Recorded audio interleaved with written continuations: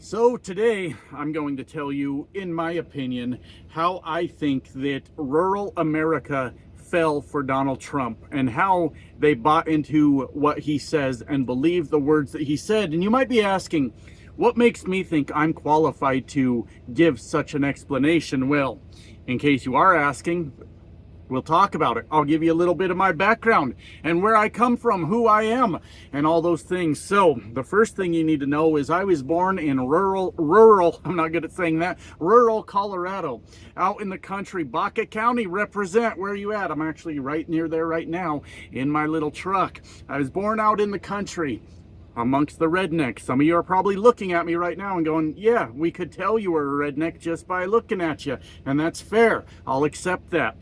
I spent my early childhood years living on various farms throughout the eastern plains of Colorado, doing farm work, being a farm boy, you know, all those things that go along with that.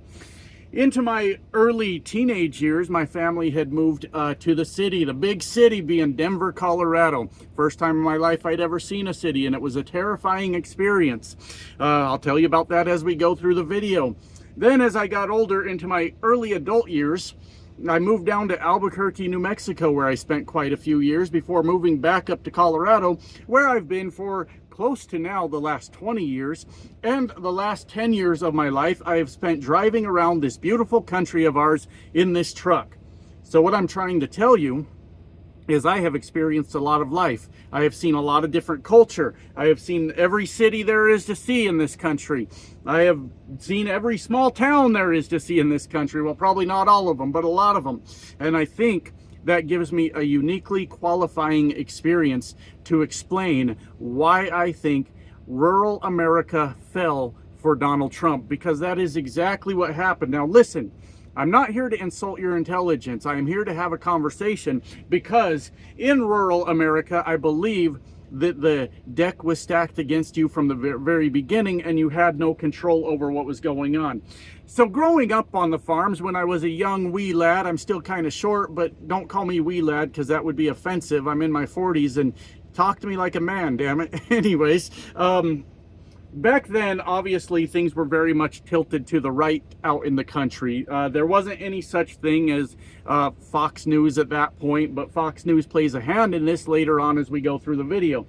But we only had a couple radio stations, you know, the old party line telephones. Anybody know what those are? I sure do.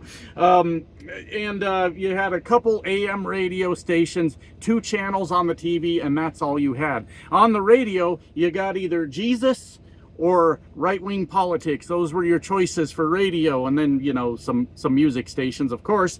And then on TV, well, I think we had about 3 to 4 channels on the TV, and you had, you know, your PBS for the kids, I guess, I'm not really sure. And you had right-wing news, and you had Jesus, and you had football. Those were your choices for TV, and that was it. What I'm trying to explain is living in the country, you are very, very much isolated from what's going on out there in the world, and that is used for the Republican Party's advantage to tell you a bunch of things that are not necessarily true. I remember listening to news when I was a kid, and I was absolutely terrified of what was going on in the city, and I thanked my lucky stars every day that I lived out in the country, which is not a bad situation still. Hell, I might still consider it. If I could afford some land the fuck away from everybody else, that might be a good solution for me. But, you know, all I really remember from those days is we had our way of life. We went out, we did our work, and we went home at the end of the day. We ate supper. Yeah, we ate supper. Back then it was called supper in those parts of the world. And we went to bed and we did it all over again, and that was it. Our circles were very small. We didn't know a whole lot of people. Because there weren't a lot of people there. Every Friday night, you head down to the football game at the local high school. You know, your parents could still take you into the bars, and you could smoke indoors, and the bartender would make us a cherry Coke with the cherry in it, which was always quite the treat. And that is sort of the way we lived life back then. And then, my friends, like I said, towards the beginning of my teenage years, we had moved to the city of Denver. And I gotta be honest with you, this was a fucking terrifying thing for me because I had never seen anything like it. I'm being honest with you when I say it was the first time in my life I had ever seen a street light, a stoplight, whatever they're called. The lights that tell you the green and the red and the yellow tell you when to go and stop. I thought those things were fucking made up for movies. I'm like, who would possibly live in a place where they need lights to tell you when to stop and go? I didn't know they were fucking real. I'm being dead serious with you. I'd never seen a stoplight in my fucking life. Scared the shit out of me. Stoplights scared the shit out of me. So you can only imagine what I was up against. Now, unfortunately, my dad had kind of fallen into the right-wing politics because that's what you do when you live in the country. And my dad may have unknowingly scared the living shit out of me when we moved to the city. He had lectured me multiple times before we went to school about how I need to be careful about what I do when I go to school because there are gangs in those schools and everybody is running around with a gun and they will shoot you for looking at them the wrong way. Now, this was before the time of guns in schools on a regular basis. So to me, the whole concept was very terrifying. I often wonder what my poor kids are going through these days when the threat of a gun in school is a very real thing on a regular, everyday basis. But anyways, that is going to be part of the premise of this video. See, when you're out there in the country, there are specific media outlets that are designed to make you absolutely terrified of what goes on in the cities. You are convinced that they are lawless hellscapes where everything goes, anything and everything goes. There's lots of sinning, there's lots of drug use, there's lots of killing, there's all kinds of crazy things going on in those cities, and you should be so lucky to live out in the country away from all those things. And that is still a thing that is said very much in our media to people that don't know any better. And I'm not blaming those people, I'm blaming the system. All right, you hear about it all the time. I mentioned it recently in a video. There was a guy that lived in Colorado, and I was real mean to him in that video. I'm not going to be as mean to him this time, but I was real mean to him in that video. He lived in Colorado, moved his family out to Oklahoma, uprooted his family, right? And moved to Oklahoma, and they were asking him on the news about it, and he said he moved out of Colorado because Colorado's becoming too liberal, which actually I accept that as an answer. There may be politics that make you say, you know what, I'm going to move to a different state. I don't like the politics here. I think that's a pretty valid reason, honestly, to leave a state. But he followed that up by saying they're putting litter boxes in the classrooms for kids that identify as cats. Now, this is where I kind of lost my shit. You know why I lost my shit? This is what the right-wing media depends on. They depend on you believing every word that they say. This man lived in Colorado, was told by the media that Colorado schools or liberal state schools, blue state schools, were putting litter boxes in the classroom for kids that are identifying as cats. He didn't bother to look at that information. He just believed what he was told on the news. Now, me being in Colorado also, I'm going to go down to the school and I'm going to check that out, because if it's such a big deal, which it is, if people were actually using litter boxes in a classroom because they identified as cats, listen, my friends, I'm a registered Democrat, but that's fucking nuts. Nothing about that makes any goddamn sense, and I would have a problem with that too. It was a lie. It was a lie, and he left, and that's fine. You are free to move around this country, but he left, according to him, based on a lie. Does that not concern anyone else? This is the strategy that they use to confuse you and to convince you about things going on. Now, I often look back on my junior high and high school years where we lived around the city of Denver. Now, keep in mind that Denver has many suburbs like any other city out there. I never lived directly in inner city Denver, all right? So if you ever want to fact check me on that, I never lived in the city of Denver. Close enough, all right? Same way you say you live in Chicago or Kansas City or all those things. Anyways, I often look back on those years because I feel like I got cheated out of a lot of my life where I could have been having a good time. You know, the time in my life where I didn't have responsibilities, didn't have bills, could have been hanging out, making friends and all these things, but I was terrified for my fucking life. because I was so worried that everybody had a gun on them and they were going to kill me for looking at them the wrong way. Now, since then, I've grown up. I had to go through a lot of different struggles in my life, like everyone else has. You know, you go through the bullying, the threats, the harassment, all these things, and eventually you come to your senses and go, oh, these people are full of shit, and that's fine. But as a kid, I feel like, based on a lie, and I'm not standing here telling you my father looked me in the eyes and lied to me. What I'm telling you is the media ecosystem had convinced him of something that may not have been true, that he then told me, that caused me to spend a lot of years of my life being terrified when I should have been just having a good time and being a kid. You understand what I'm saying with that?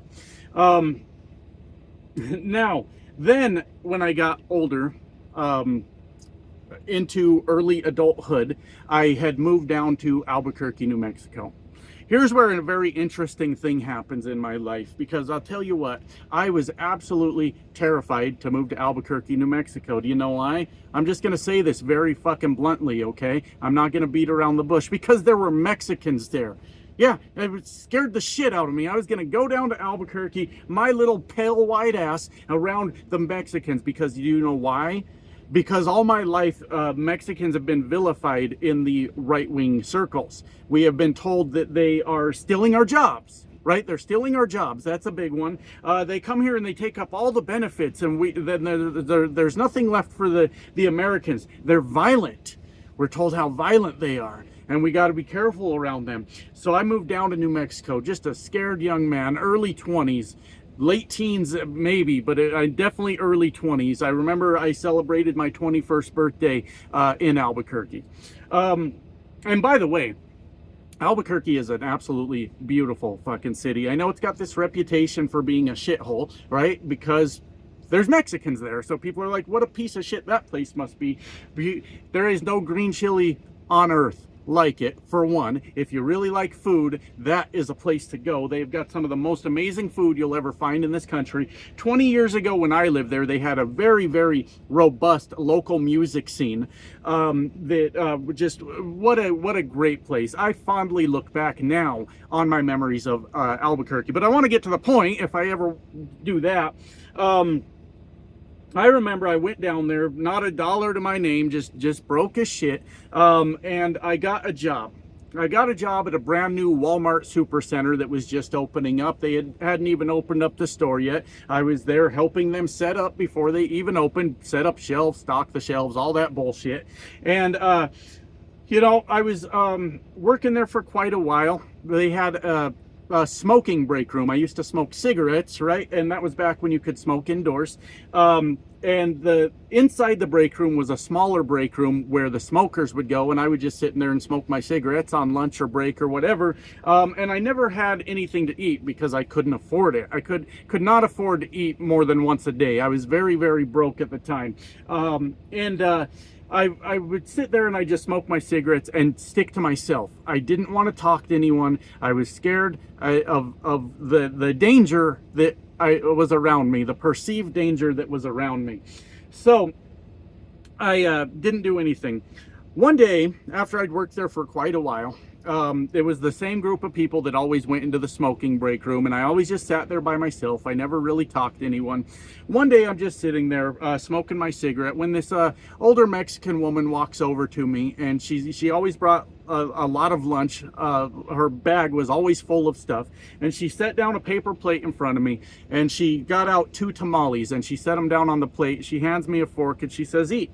And I didn't even know what the fuck a tamale was at that point. And yeah, I had no idea. Turns out tamales are fucking delicious, by the way. I'd never had one, and I'm looking at it. It's got the corn husk on it. I'm like, what do I do? And she's like, you unwrap it, and then you eat it. And I'm like, okay. And it looked bizarre, but I tried it, and it was fucking delicious. So this sweet old Mexican woman started packing extra food in her bag every day, and she would bring some to me, and she would start making conversation with me over time, and we got to be pretty good friends. And she made sure that she always brought extra food, and I never ever went hungry while I was at work. She said, "You're out here working, you're throwing stuff on these shelves all night, you're working hard, you have to eat." And I said, "Well, I just can't afford it." And she says, "Don't you worry about that." After time had passed, she had started inviting me to family gatherings of hers. Right, I would go. They'd do the pig roast thing and all that stuff. They'd have the I'm gonna say this like a white guy. Don't make fun of me, right? But the quinceañeras and all that. I know quinceañera. yeah. You would think all the years I lived down there I'd learn how to roll an R, don't you? But I guess not. Anyways, I feel goofy just doing that. But anyways, I was led to believe that my entire life, these people that have basically just brought me in as one of their own off the streets, they didn't know me from Adam, started feeding me, started inviting me to family gatherings. I mean, holidays, Thanksgiving, Christmas, a call from the just random people in the family every once in a while. Hey, we're going out to breakfast. Would you like to come join us? All these things. These were the very, very same people that I was led to believe my whole life, that they were villains, that they were awful people. And now you can't expect me to participate in that. The very people that made sure that I never went hungry. Mexicans, it always sounds hateful coming out of a white guy's mouth, doesn't it? Mexicans, but Mexicans are very, very tight-knit. They have a very good sense of family, a very good sense of community, which is severely lacking in white people. I'll tell you that right now. But they, like, look, yeah, they can get pretty feisty. You fuck with one, you fuck with them all, right? And that's just the way it is. But look, now, how do you expect me, after dealing with that, after going through that? They were fucking fantastic people. They were always nice to me, always friendly. I mean, we had family disagreements. Hell, if I was going to be part of the family, I might as well go all in, right? But you want me to look at them and say, I want them out of my country. I don't care about their immigration status. I don't give a shit. They gave a shit about people. They were hardworking people that went to work every day. And you want me to look back on that and say these were bad, terrible people, right? These were terrible people. And this is going to be a long video. I can promise you that. But we will get to the point of how this has all gotten fucked up. Every bit of this has gotten fucked up. I lived there in New Mexico for quite some years, went through a divorce and, headed back to Colorado. Tucked tail and ran is what I did. Went back to Colorado and I was there for quite some time doing IT work, things like that. And one day found myself interested in driving a truck. You know why? Do you know why I found myself interested in driving a truck? Because it scared the shit out of me. And if there had been anything I'd learned in my life up to this point, was everything that scared me so far ended up being just fine. Everything that I was ever told to be scared of ended up working out just right. So I looked at trucking and I said, that looks fucking scary. Be driving that big truck down the road. Oh my God, through cities, traffic. That looks terrifying. I'm in. Let's do it, right? Now, it's a little boring now, but I do miss the thrill, the excitement of it from back then. But through this time of trucking, I have used this time to actually see the country. And I don't mean just driving from truck stop to truck stop and going in and listening to the opinions of other truckers. And I have done that, and it's never been a whole lot of fun, if I'm being honest with you. But that's because truckers isolate themselves, and when they do talk to people, they only talk to other truckers. And I'm starting to dislike the use of the term echo chamber, which is one that I've used quite a while, but now it's starting to be like weaponized. People are using it. Blue sky. A lot of people are using blue sky now to get the fuck away from the toxicity of Twitter. So everybody on Twitter that's a maniac, which is basically all that's left over there, is like, well, enjoy your echo chamber over there. And it's like, look, I'm just walking away from your bullshit. Do you mind? This is why I'm walking away from your bullshit. Do you get it? You understand? I don't like you. I don't fucking like you. But truckers do have sort of a tendency to get into sort of an echo chamber. Now, me personally, a thing that I've done over the years is I have spent a lot of time, I'll park the truck, I'll get an Uber, and I'll head into that city. I'll go see that city. I have walked through the streets of LA many of times and nothing ever happened to me. I walked through the streets of LA one time and I needed a haircut, which you probably would doubt me now for saying that, but at the time I believed in cutting my hair. Anyways, I needed a haircut, and I walked into the first barber shop I saw, sitting just on the street corner there. You know what? The two guys working in there, Mexicans, didn't speak a fucking word of English. We managed to get my hair cut through use of hand signals, head nods, and all these things. And nothing happened to me. I didn't get murdered one time. I didn't get stabbed one time. I didn't get shot one time. I have walked through the streets of LA a number of times. As a matter of fact, I parked my truck on the street in Compton one night and just went to bed, and nothing happened to me. Now, is that to say that nothing can happen in these cities? Of course not. But they are not the violent hellscape wasteland that you are led to believe through right-wing media. They absolutely are not. I have spent many a times walking around the streets of Portland, and Portland has been vilified for some reason as this like Antifa battleground, both Portland and Seattle, where there's stuff that does happen, right? But it's not indicative of the whole city. I have walked through the streets of Chicago many of times. Now, don't ask me to walk through fucking Gary, Indiana, all right? I have a little bit of a wild streak, but I'm not out of my fucking mind. I'm kidding, Gary, Indiana. I'm joking, I promise you. I've been through New York City. I've been through, name it. Name the city. I've been down south, too. I've walked around Memphis. Memphis sounds terrifying to a lot of people, too. I've walked around Memphis. The point I'm making with all of this, that I'm trying to get to, is that through my life experiences, and I understand that's anecdotal evidence, that is not proof of the bigger picture, but through my life experiences, I have been able to look at the information in front of me, analyze that information, and process it in what I consider to be a reasonable way. And that is what the right-wing media that caters to rural America depends on. They depend on you not seeing what's out there. They depend on you even seeing what's out there and denying that you saw it with your own eyes. They will tell you, look, I went down to Las Vegas, and they'll be like, oh my God, did you get herpes? Because everyone gets herpes in Vegas. You only get herpes in Vegas if you're being promiscuous in Vegas, and you can get herpes anywhere. It's not specifically a Vegas issue. But like sometimes when dumb shit happens to you, it's because you were participating in dumb shit. Get it? Right? But the point I'm trying to make is that I've used that information and I've processed it, and what I found is a lot more good in this country than I found bad. Than all the things that media is trying to convince you of, all those scary things that are going on out there. They could happen because that's the world we live in. I cannot guarantee your safety. The world is a crazy place. There is always the potential that they could happen. But if they keep you scared, if they keep you worried about what's going to happen to you if you go out and see those things, then you're never going to see those things. And most importantly, you're never going to see that those things are going to be just fine, because most people never leave their homes. Most people never go see this country. They never do. And I'm going to tell you something. The right wing almost had me. They almost did. When I was young, in my early 20s, living down there in Albuquerque, New Mexico, George W. Bush was president, if I remember correctly, because I seem to remember him being reelected while I lived there. I don't have the exact timeline in my head, but it feels like that's what I remember. Now, on my drive home from work, that's when we still listen to the radio instead of streaming from a Bluetooth device and all these things. I'm that old, my friends. I'm that fucking old. I found a radio station that was talking politics, and I said, hell, I'm an adult now. Maybe it's time I start paying attention to politics.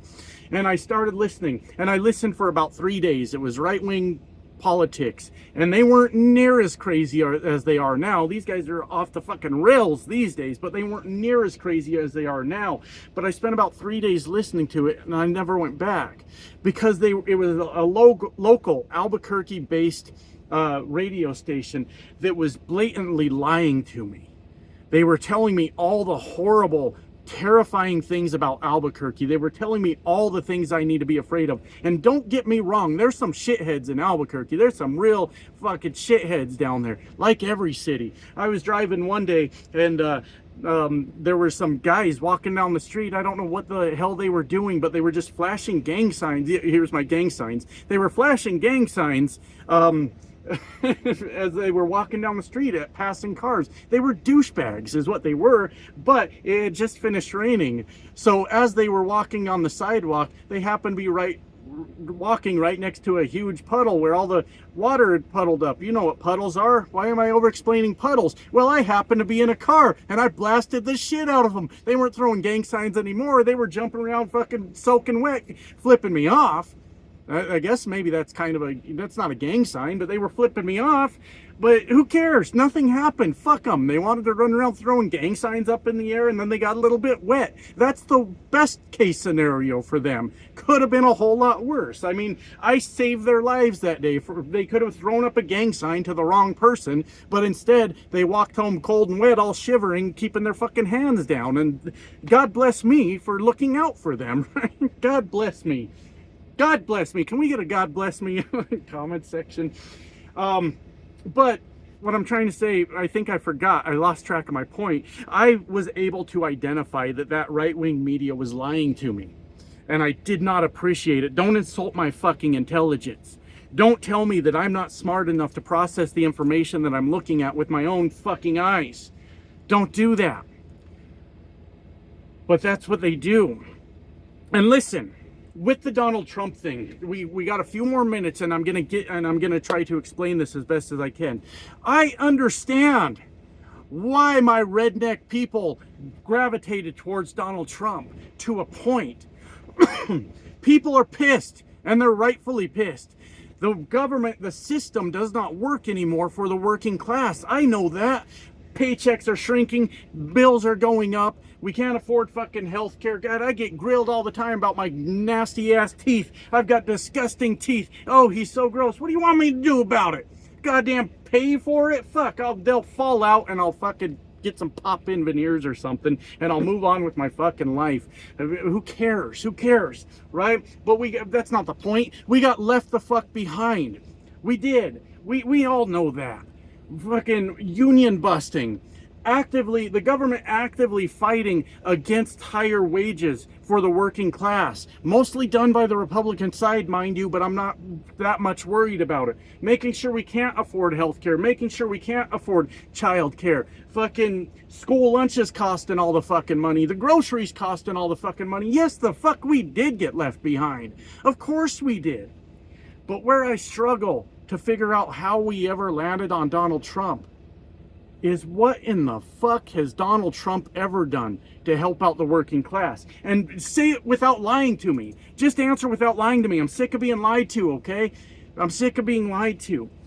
Look back on his last presidency and tell me what he actually did, and don't fucking lie. Don't lie. I don't like it. I don't appreciate it. But look at his history as a person and tell me what good he ever did for other people. I don't get it. I could go through the list of all the shitty things he's done. But we know that he's never done anything good for us. And I understand. Look, we've heard this before. I've heard people say it, and now I'm going to say it. We're pissed. And we wanted to throw a wrench in the fucking system. We don't give a fuck if it burns to the goddamn ground. Who fucking cares? It ain't working for us anyways. And I agree with you. I'm on your side. I agree with that 100%. Fuck them. Fuck these elite motherfuckers that are telling us fucking what to do and keeping our asses in line. Fuck them. Fuck them. I don't like them either. I don't like them just one fucking bit. Right? I had a point, but I don't remember what it... Oh, the point. The point, my friends, is how did we pick Donald Trump? Yeah, he'll burn it to the ground and rebuild it. You bet your sweet ass he will. He's absolutely been actively working to burn it to the fucking ground so he can rebuild it for him. For him, not for us. He's got no interest in us. And this may be a topic for another day, but here's what Donald Trump does. Here's what he does. He convinces you that it's that person over there that's causing your problems. Now we're going to deport them all, right? We're going to deport them all. Then when he's done with them, and we've seen this done through history before, now it's the transgenders. Now they're the ones that are the problem. Oh, fuck, our life still hasn't got any better? Well, it's the gays. It's the gays. Round them up, get them out of here. I don't know where we're sending the gays and transgenders. I'm not sure. Do we deport them or worse? Because the only other option is or worse. Okay, now life still hasn't got better. It's the damn black people now. And by the time you've rounded everyone up and it's just our hee-haw hillbilly asses left and we think that all our problems have been solved, we will find out that nothing improved. Nothing improved. And you stand up for the people, the marginalized groups. You stand up and say it's not okay to treat them like that. Because if you really dig deep, if you really look at the problems out there, you may find that the problem wasn't created by the Mexican or the gay person or the black person or whatever person it is you want to blame for what happened. The problem may be that you're a fuck up and you weren't motivated enough. That could be. That's been my problem for half my fucking life. All right? The problem could be that the system was rigged against us to begin with, and we just allowed the government free rein to round up everyone that was different from us in hopes that it would make it better, and it won't. It fucking won't. You're being lied to. Everything you're being told is what caused the problems in your life is a fucking lie. And that's the point of this channel. I want more people to realize that. And yes, I'm going to be abrasive sometimes. I'm going to be a huge prick sometimes because it's maddening that nobody sees this apparently. And a lot of people see this. I'm not crazy. A lot of people see this. But I just wish we would do better. Okay? I'm exhausted now after that. That's not quite how I planned this video to come out, but that's what happened. Bye now.